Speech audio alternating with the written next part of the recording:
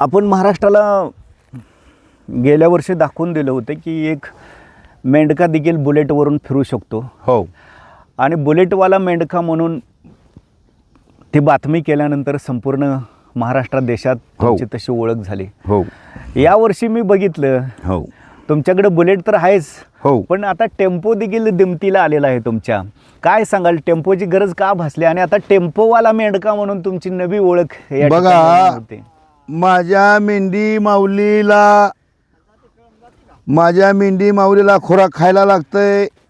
आम्हाला जरा धनगरच राहावं वाटतंय, पण सुशिक्षित धनगर राहावं वाटतंय.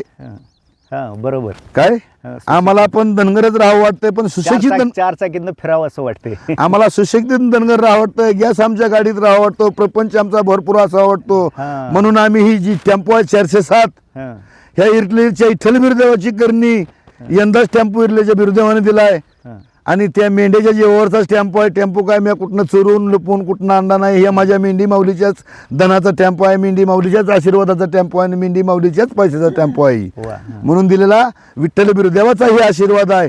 फक्त देवाचं माझं म्हणणं आहे, अरे एक ईर 52 बीर आणि 5 पीर, ज्याला ईर म्हणतात त्याच्यात 52 बिराची ताकद दिली असती.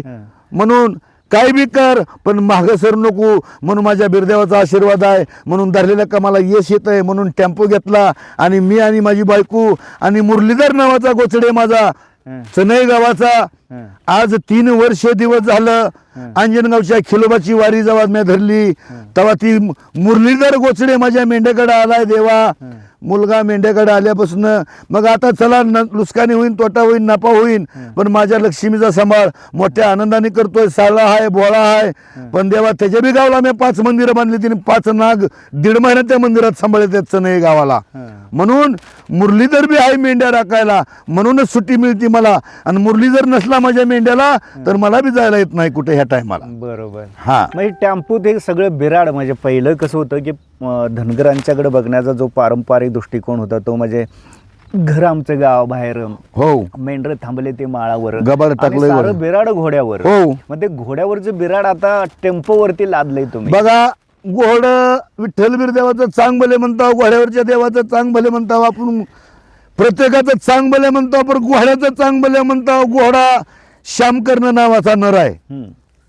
काय हां. मग ही श्यामकर्ण नावाचा नर आहे, त्याला देवाला बसायला जागा दिलेली आहे. कुणी बसायचं त्याच्यावर?